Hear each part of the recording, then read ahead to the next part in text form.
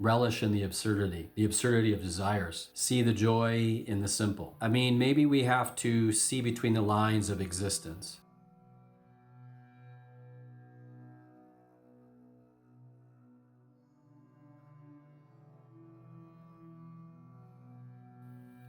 Hello, today I'm gonna get into some poetry. I'm gonna do something different. For my Gnostic viewers, don't hold it against me.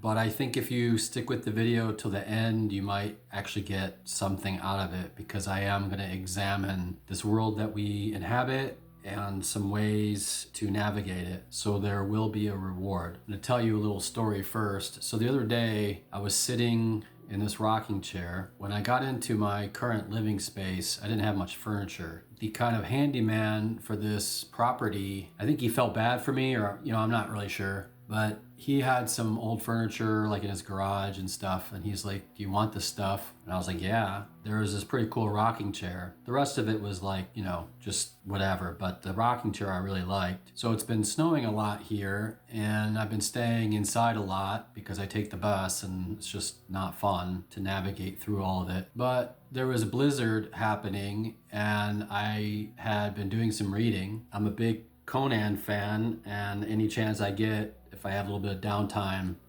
this is one of my guilty pleasures. This one is Conan the Relentless, which I think is kind of funny considering what my life has been like lately. So I was reading this, and I was staring out the window at the blizzard. I was in kind of a sour mood because I knew I had to go to the store to get some food, and I was like, I don't want to go out in that. I was thinking about all the suffering I was going to endure trudging through these icy sidewalks and, snow mounds and stuff from people plowing. It's kind of interesting. I own 3 pairs of boots, but I have none of them here.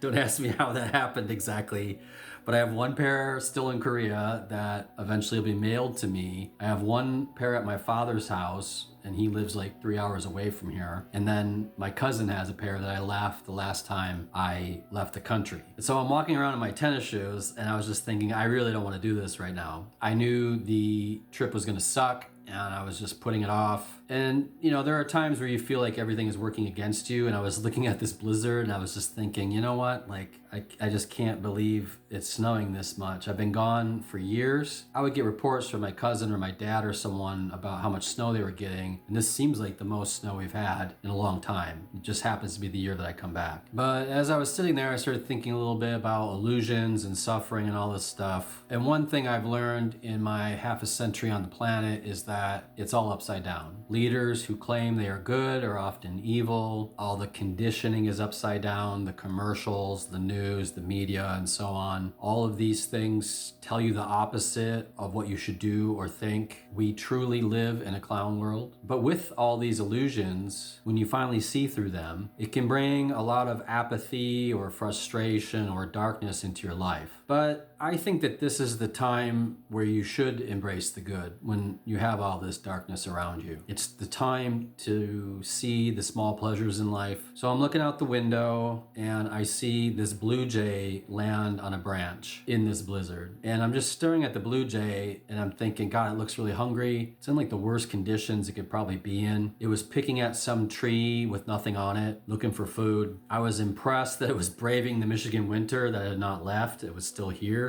And then I realized that my missing boots weren't that important compared to what the bird was going through. I mean, I was in a toasty room, in a rocking chair, reading a Conan book. And that made me realize that it's important, perhaps vitally important, especially at this time of year, to have some joy in your life, to have some spiritual ecstasy, I'll call it. I'm not talking about the club ecstasy. I'm talking about rising up above the darkness. I think of all the types of people in the world, there are 3 that live primarily in spiritual ecstasy, or at least attempt to. These are poets, artists, and mystics. So today I'm going to talk about 2 things. I'm going to talk about coping with the Gnostic worldview, but I'm also going to discuss the poet Rumi and some of his mystical poetry. All the quotes that I'm going to include here are from the Essential Rumi, which is a great book if you've never read it. It's quite long and I'm only touching on it, so there's a lot there. If you are looking for something good to read this holiday season, I think it would be an excellent read. Anyway, let's dive in. Braving the holidays. Looking around, I think this time of year always gets people down. I suppose I'm no different. Assessing my life, I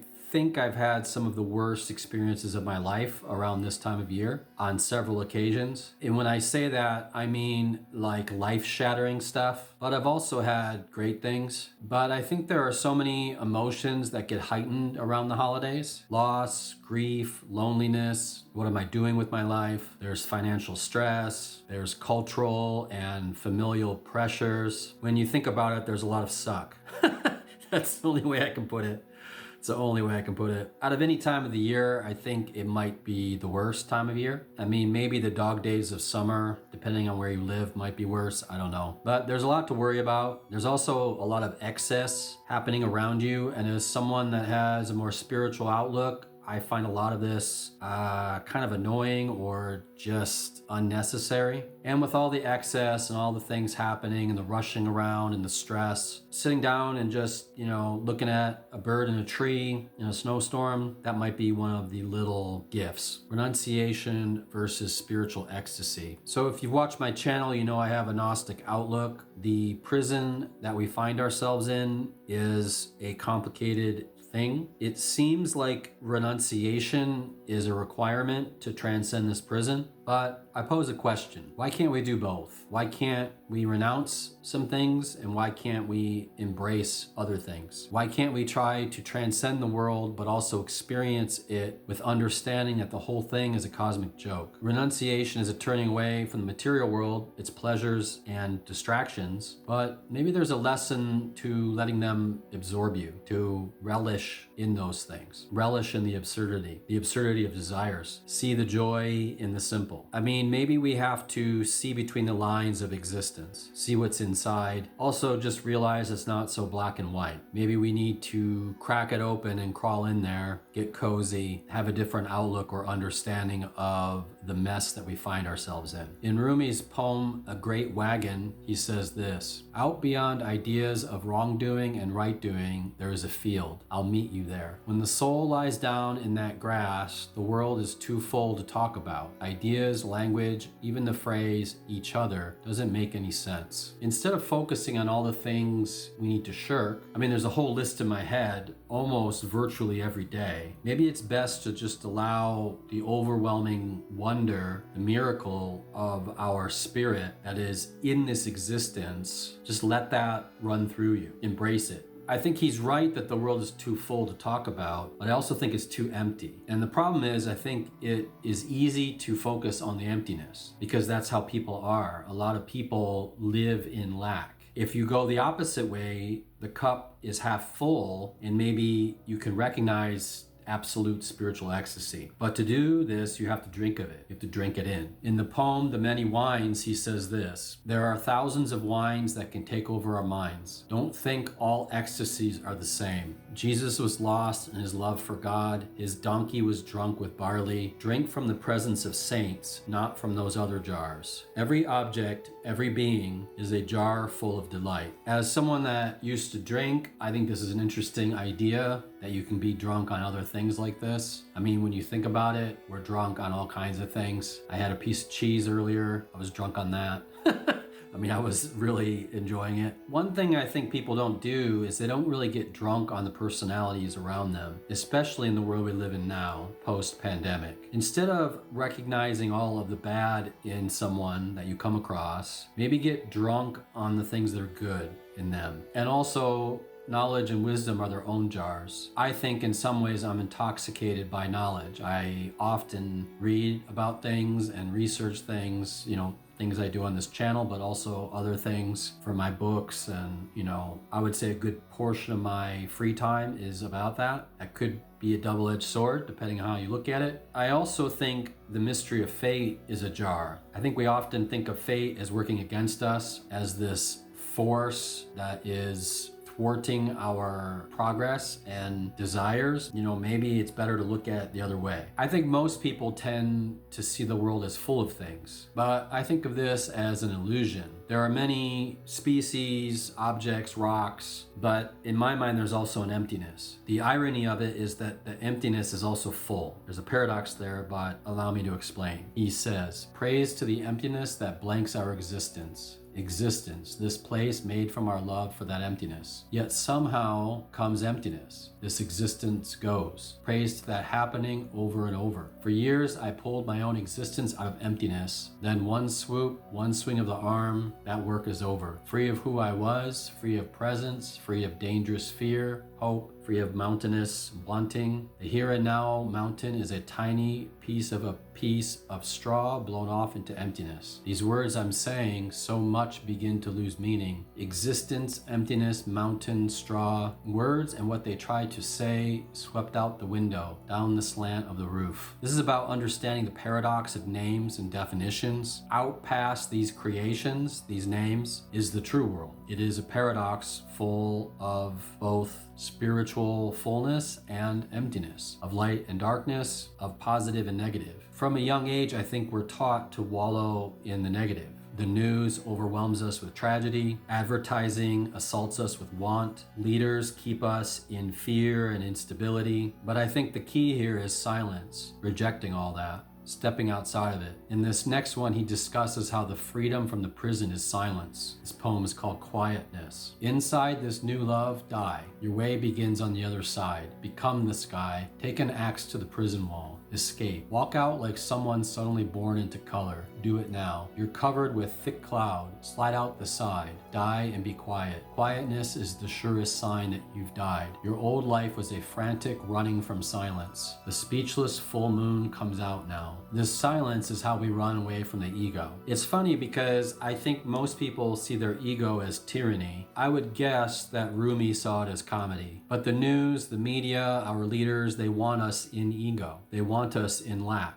This spiritual ecstasy is a type of fire. It's obvious to me that the center of the fire is the monad. It's the light that shines through the shadow of this world. Put as a symbol, it's the reason that moths burn themselves to death in it. The mystery does not get clearer by repeating the question, nor is it bought with going to amazing places. Until you've kept your eyes and your wanting still for 50 years, you don't begin to cross over from confusion. I'm not certain that a moth is confused by the oblivion that it enters when it's consumed by the fire. It almost seems like it was supposed to do that. People rail against the spiritual, I think. We are the ones who question if there's a God and what oblivion is. I think the confusion is part of the demiurge's illusion, but I'm going to finish this off with one poem in its entirety. Unfold your own myth. Who gets up early to discover the moment light begins? Who finds us here circling, bewildered like atoms? Who comes to a spring thirsty and sees the moon reflected in it? Who,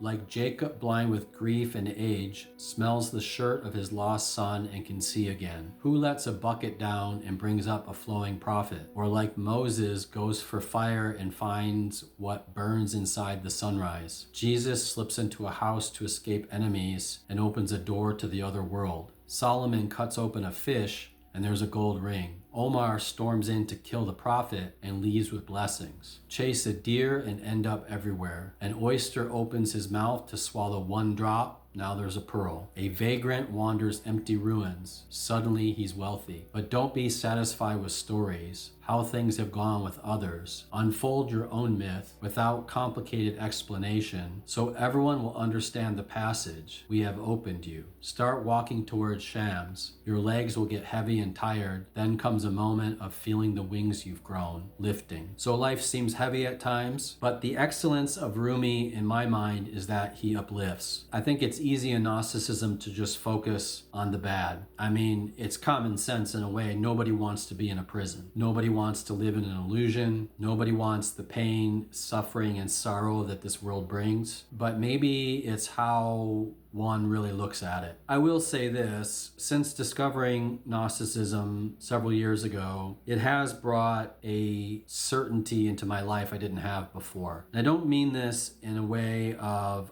I know the truth or you're wrong. I don't mean it that way. I mean it in the way that a great burden has been lifted. Yes, there are other concerns, like how to get my life square before my time comes, but I also see how spiritual truth does set you free. If anything, I feel a lot of pity for other people around me. Maybe there's some kind of negative consequence to thinking this way, I'm not sure, but you can only lead a horse to water, as they say. But from my point of view, there's this great joy in knowing, in seeing through it. All the lies they feed us, all the illusions they've built to keep us feeling trapped. I think past that space, there is ecstasy. And I think it's someplace I'm trying to reach more and more every day. But that's all I got for this one. I would check out his work if you haven't before. I think it is really beneficial. But this will be my last video for this year. So I hope you have a good holiday and Happy New Year. Take care. If you have anything to say about this, you can put it below. Bye.